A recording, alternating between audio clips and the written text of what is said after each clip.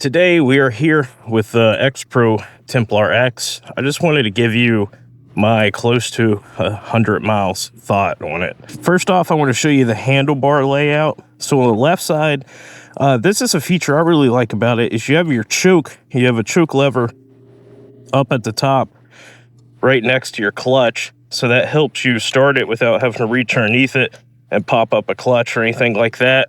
You have the tank, how it works, there's two sides to it. So you got like A and B. So like right now it's on one side of the tank.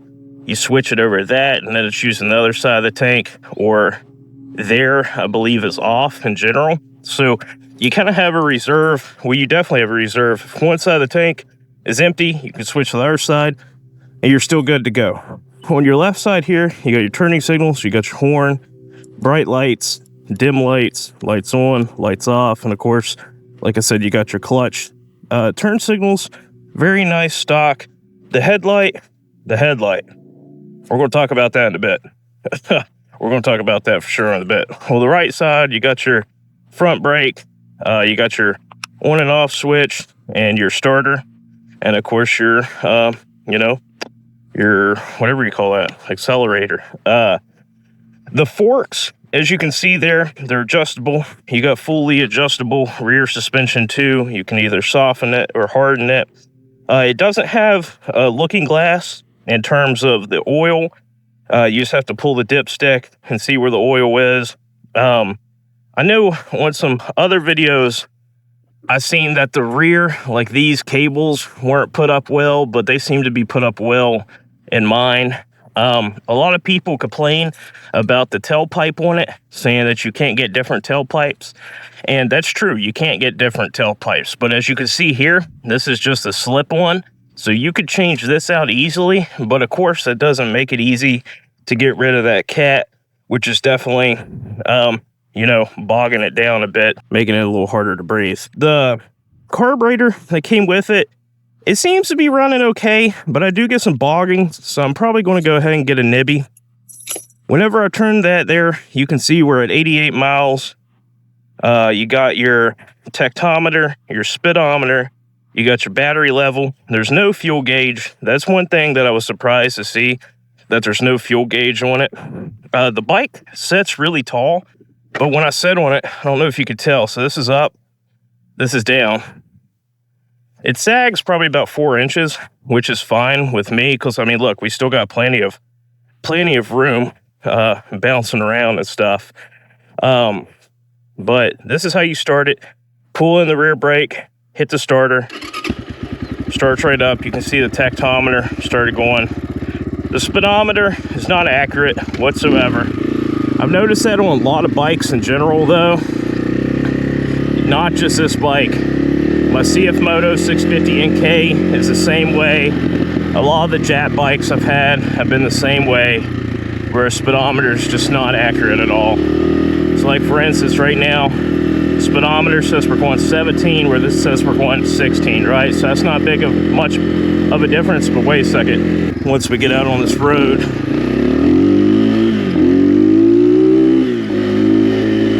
all right, so if we were going 30 like we're supposed to on here, I don't know if y'all can see that. It says we're going 30, 31. This we're going 28. So the gap, of course, the faster you go, the bigger the gap in terms of the speedometer being wrong. So like here, if we go 32, then we're going 30 GPS, or 33, we're going 30 GPS. So that's not the biggest deal in the world. But let's talk about that headlight. So like I was saying, right, that headlight sucks. If you're buying this thing to use it after dark, which whenever I ride it to work, after ride home in the dark, first of all, it comes stock with the headlight pointing literally towards the fucking moon. Now you could fix that by an adjuster that's underneath the headlight there. If anybody wants to see a picture of that, let me know. It's literally just right at the bottom of the headlight.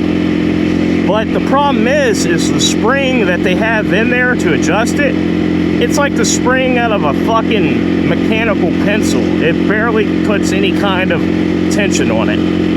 So what did I do? I rigged it up with some zip ties, whatever you want to call them. It got it to the angle I wanted it, but even at the angle that I want it, the headlight is just super dim. You can't see shit with it.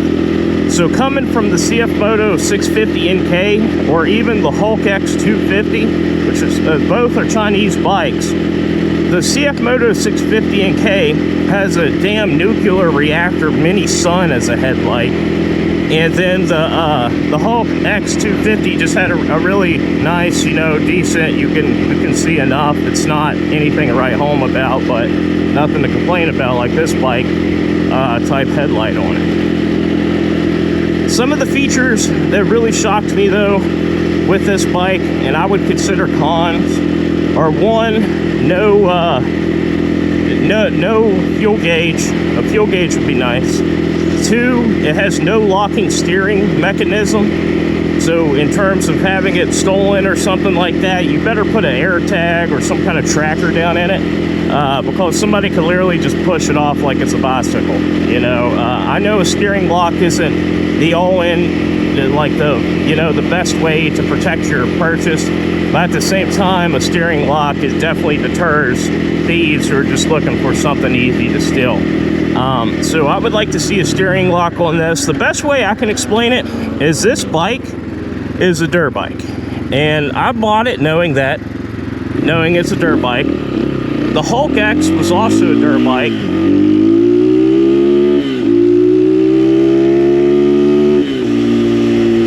but the Hulk X had a lot more road-friendly features.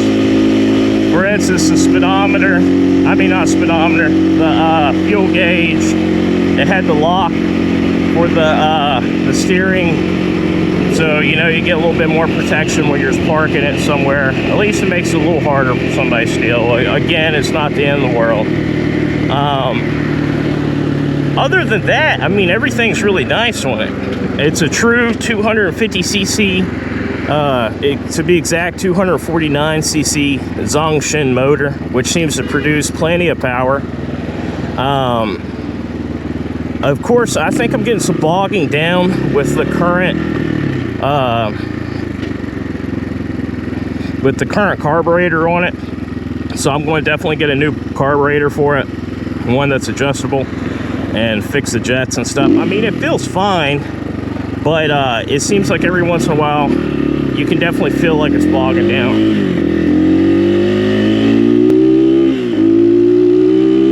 Like right there, I definitely felt a bog. Right there, bogging. So I think a new carburetor would help with that a lot. I haven't taken this bike off-road yet, but I guarantee you that's where this is going to shine.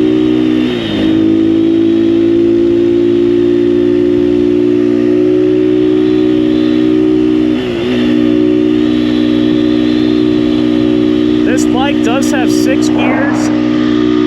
I've never rode the M version of this, which the M version is the 5-gear version. So I don't know if the 6 gear just makes the gear shorter, or if you actually have more of a top end on it. But we're in 6 gear right now, running 7,000 to 8,000 RPM, and it redlines right at 10. And we're going GPS 50 with the speedometer saying 56. Get it up to 55 here. There we go, we're going 55 on it, but the speedometer's reading 60. And yeah, I mean, it runs fine. It feels fine. The tires that come on this bike are 100% off-road oriented, which I was well aware whenever I was purchasing the bike. I mean, if you can't see that in the pictures, I don't know what to tell you. I've seen people take these and make them supermotos by putting Ninja 300 wheel on it.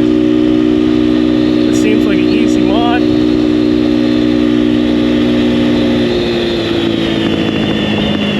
Our whole goal for this bike, though, is to be a dirt bike. I didn't buy this bike with the thoughts of, hey, it's going to be a good, like, city commuting bike. which I think it would be if you put some different tires on it. The tires aren't bad, as you can see. I can still turn. They just feel like they lock in whenever they do. And of course, those tires, like my buddy Chuck said at Chuck and Gears, he told me in whenever we were talking last,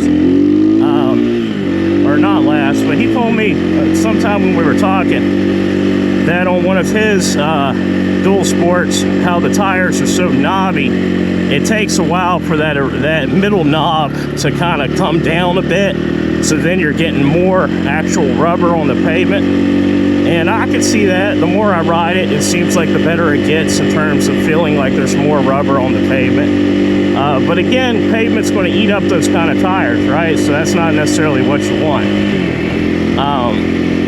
But it's not the end of the world either, like I said. So there's nothing I really necessarily hate about this bike, but there's a lot of love about this bike. So let's get into that, you know? I love the engine on it. I love that it has a Zongshin 250cc 19 horsepower engine. I'm pretty sure we could probably get 20-21 out of it horsepower wise with a new carburetor. I love how little play you can see here, and you can adjust that play, but there's barely any play in terms of the throttle response. Throttle response is great. Headlight sucks. I'm gonna have to always keep saying that. In terms of how this bike fits me, it fits me a whole lot better than the Hulk did. The Hulk has a very stiff suspension that does not like to move with a lot of weight on it, so there's not much sagging on it. So even though this bike sitting next to a Hulk might look a little taller than a Hulk, once you sit on it, it's going to take you down to a point where it's definitely not taller than a Hulk. Now, I've talked to a couple guys in the Facebook groups to see if maybe it was my weight that brings it down so much. But I talked to a fella that was 180 pounds, where I'm 260 pounds, and he said his does the exact same thing, and it's just normal with it. So that's cool, you know. That was my only worry, is that maybe I was doing something to hurt it. You can't tell, but this is a very large hill we're going up. We're in fourth gear. Pulls the hill just fine. We are in fourth gear, going right at 30 miles per hour. Now, I will say that a bike like this is really good as a secondary bike, or your primary bike if you just live in the, you know, a city and you're going to supermoto it, or you're just going to put more dual sport oriented tires on it. Or, of course, it makes a fantastic dirt bike that you can ride on the street to get to the woods. Now, like I said, I haven't taken this bike off-road yet, so I really can't speak for it, how it does off-road, but just from the feeling of it, I mean, it feels a lot more like my previous actual dirt bikes, like TTR 125 or TTR 220 and stuff like that. It feels very much more dirt bike oriented. I don't know what this is. I think this is a track that we took our Hulk on at one point. I don't know where this goes though. Looks very overgrown, so we probably don't get far.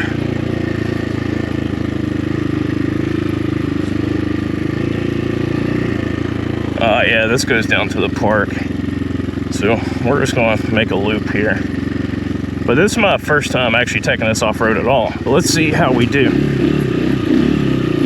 Yeah, so I mean, it cuts through all this shit just fine. Oh, low branches.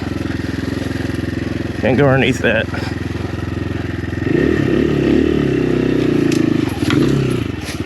Go over some logs here. Yep, no problem going over logs. Here's another log. Log in front of us. Yep, suspension ate it up great. So, yeah, I mean, this is our first bit. Going off-road with it. Feels great. Definitely more of a dirt bike, which this is where it's meant to be. I know a lot of people have had trouble getting these things registered. In the state of West Virginia, where I am, I had no problem getting it registered. I went to the DMV with it. They said that they couldn't find the VIN number in their system, so they wanted to do a VIN verification, or at least the younger person there, that's what they wanted to do, and they weren't sure how to do all that. So then they had a more senior person who's worked there for longer. They came up and they just, I guess they bypassed that somehow. And I mean, the title, they were asking me if it was a Yamaha Zuma, because the title said, or the MCO says Zuma. And I told them no. Zuma Zhongxing, whatever the hell is what the company who manufacture it is just called. And the model, of course, doesn't say Templar. It just has a bunch of, it's like, I don't know, I forgot what it's called. It's like X250L something something.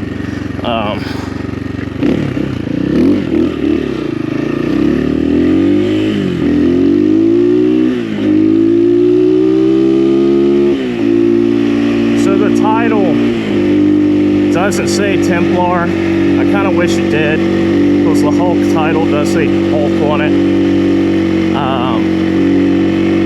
It says Zuma, and then, you know, the 250 XL something something. So I think they could rework the MCOs a little better. Now, I requested before they even shipped my original MCO to have one that says motorcycle, and I bought this straight through XPro. So I mean, I didn't have any troubles with the MCO. It came, it said motorcycle on it, everything there, what it said. The oil that came in it originally, I mean, it looks fine. It looks like oil. It's probably not super good quality oil. So, you know, I turned it on. I did a couple heat cycles with it. And then before I ever took it on an actual ride, I changed the oil on it to something that I know is a little bit better. Now, I wouldn't use synthetic oil right off the bat on it for break-in. Synthetic oil is supposedly not great for break-in. I don't know why that is. That's just what I've heard from multiple people. So that's something to keep in mind whenever you do your oil change. I'm going to do another oil change, probably at 300, unless I get lazy. Then I'll do it at 500 miles at the latest. I put exactly 1 quart of oil in it. Less than 1 quart of oil came out of it. So I don't know how much was in there originally. But that leads me to believe you should probably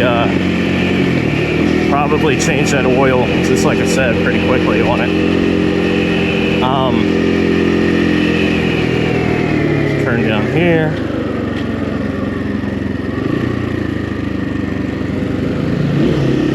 Side by side, I don't know where they're going.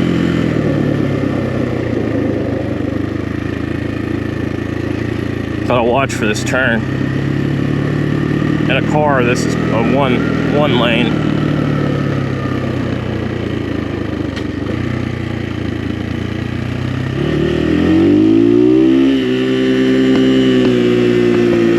You can hear the popping and cracking. That's not backfire. You hear that? I forgot what it's called, but the CF Moto does it as well. I think it's called afterfire.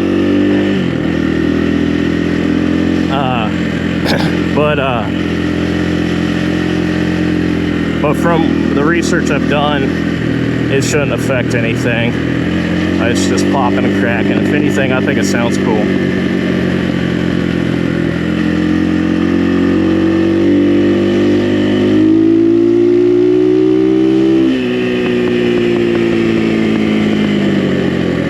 It's not a fast bike by any means, nor was the Hulk X250, nor are literally pretty much any 250cc carbureted dirt bikes. The gears, of course, are made for off-road, so they're short. Sometimes when I get on this bike after riding my CF Moto 650 NK, I mean, this thing feels slower than dirt. By me, that keep in mind, you're coming from a 650cc sport naked bike to a 250cc dirt bike, so it's bound to feel slower. So it's not a bad thing. It's just the bike that it is, and you gotta be okay with it. Now, that brings me into another point, that if you do have a bike, like I have my 650 NK, and you ride it primarily, that power of the 650 dwindles pretty quickly. Like, you'll be like, man, this thing isn't as fast as I thought it was. Even though it's 70 horse and gets up to like 45 miles per hour just in first gear alone, you'll just want more out of it. So if you are somebody like me and you have a bike like that, of course you could go to a leader bike, but the same thing's going to happen. You're eventually going to get used to the power, and then you're going to get bored with it. But I think that's where a bike like this really comes in handy and keeps your head balanced, if that makes sense. Because if you go back and forth between this and the 650 NK, every time I get on 650 NK, the thing feels like a rocket ship again. That's what I dig about it. The higher gears are definitely your cruising gear.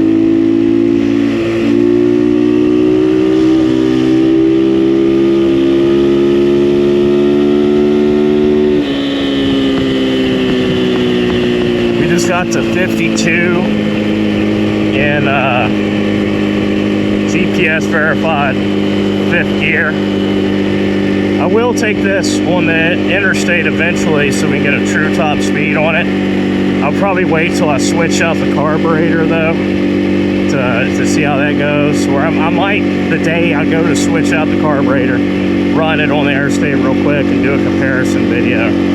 If anybody has switched from the stock carb to the Nibby carb, let me know what your experience is. Because, I mean, for instance, the Hulk, you could definitely tell it needed the Nibby carb as soon as you got it. It didn't run super great. The idle was kind of shit on it. And as soon as the Nibby carb was put into it, I mean, that thing ran great. So, I still don't think I had it tuned right. The guy who has the Hulk now, he's definitely got it tuned better than I did.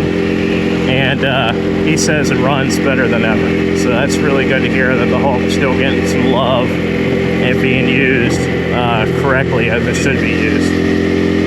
Because I let that thing sit for 7 or 8 months for no reason other than I just got the 650 NK and I just wanted to ride it around, and I wasn't interested in a while for doing off-roading. But of course, the bug always comes back, and the bugs hit me again. So as soon as I got rid of the Hulk, I bought the Templar, and I think the Templar is definitely a big upgrade from the Hulk. The Hulk's a true dual sport. So if you're looking for something more just around the city, she gave me flashing lights. You know what that means? Popo.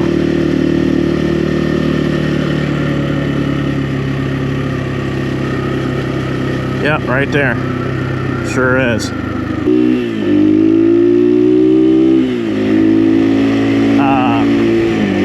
Shit, that got me all distracted. But anyways,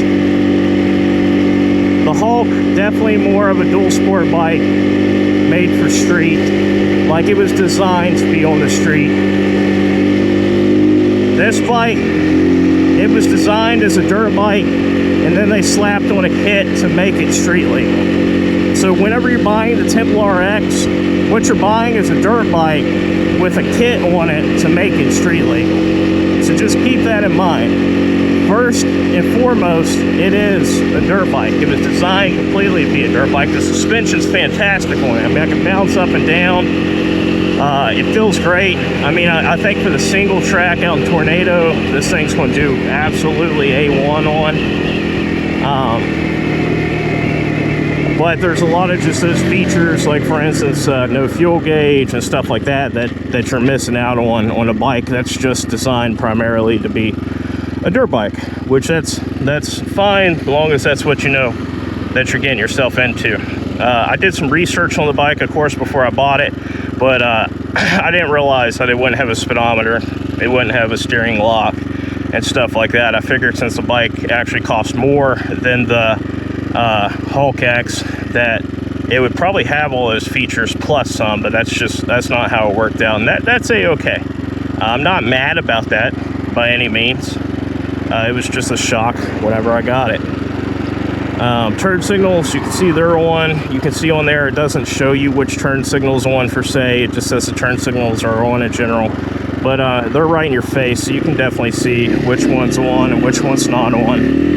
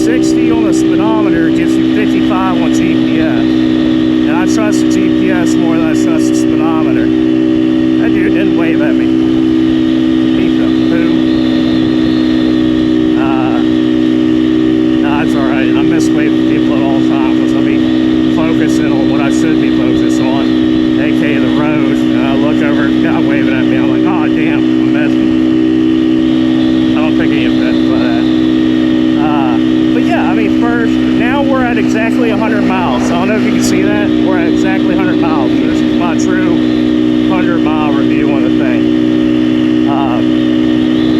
100 miles on it. It's been a great 100 miles. No complaints yet, other than the headlight sucks. One other thing, I ordered it assembled, as you can see in the video where I got it. When it came assembled, they didn't have the speedometer thing. The sensor down on the wheel adjusted in far enough so the speedo didn't work in general. If that happens to you, before you message them, just tighten it in there some, get the gap smaller between it and the magnets, and it'll probably come right to life. That's what mine did. It's not the end of the world there. Trying to think if there's anything else I had to do to it. I don't think so. I think that's it. In terms of the headlight, you can get a different bulb for it and try that, but a bulb is about 20 or 30 bucks for a decent bulb. Well, in the meantime, you can get just a whole different headlight assembly that's made with the exact same connection, plug and play. I'll leave a link down in the comments to it. It's more than likely what I'm going to get. Let's see if these guys wave at us. Yeah, there we go, two-wave. Biker Brothers.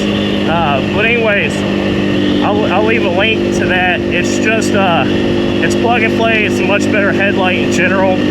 I've seen pictures of the beam and stuff. The beam just looks better directed. It looks like it's just better overall. So that's what I'm gonna go with instead of trying to spend 20 bucks on a bulb and seeing if that fixes my problem. And then, if that doesn't fix my problem, which I've seen multiple people say that still the beam's like pointing in a weird fucky direction at that point.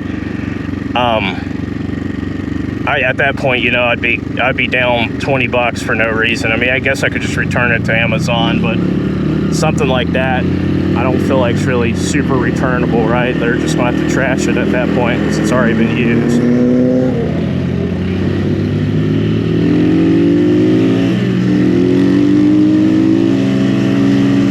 Going over the Richard J. Henderson Bridge here. Beautiful bridge, beautiful area.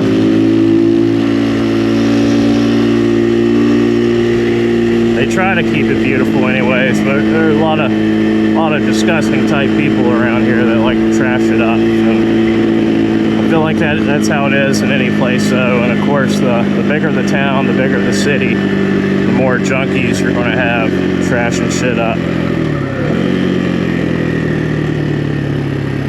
Turn radius, really good. Even on knobbies. But yeah, we're at 102 miles now. 4th gear, going 30 miles per hour GPS, 32 on the dash. Everything feels great, even with the knobbies. You can see I can turn really well, so no real complaints there. Brakes and everything work great. There's a front brake. The back brake, I mean, we can literally barely, yeah, you see we barely press it and it's skidding. So that back brake, I mean, that back brake is really good. You just barely press it and you're literally skidding. Not enough power to do like power wheelies or anything like that. I haven't tested it yet much anyways. I did try to bring it up once or twice, and I was able to bring it up in 1st gear and in 2nd gear just by giving it a nice little tug and laying it back. I think with the Nibby carb we might be able to fix that and make it just a little easier to do in general. This is a Templar X250 with this long dangly thing. Not the M version, not the stock Templar, not the Titan, which I said in my unboxing video. Templar X250 with 103 miles on it. So far, so good. Of course, I'll keep you updated, and we're going to go on some off-road trails here soon. And we're going to take it on some really, really hard single track. Now, I took that Hulk on that really hard single track, and I was bouncing around like crazy, holding on for dear life. But it made it. I think this bike's going to do a lot better, but to be determined, you know. As always, this is Careless Kingdom. Please like the video and subscribe if you like it. Leave a comment if you want. Comments always help, but I know there's a lot of people, they watch through a lot of the video and they don't hit like or subscribe, so if y'all could do that for me, I'm a small content creator, I'd appreciate it. And with that being said, I'll catch you on the next one. Peace. We waste our time. Spend my days doing nothing. Tell that shit. When I could do something. Tell that shit. But I don't wanna fucking be here. Tell that shit. But I don't wanna fucking be there. Tell that shit. But I think I gotta get out of here. I could change my fucking life with a new atmosphere. Tell that shit.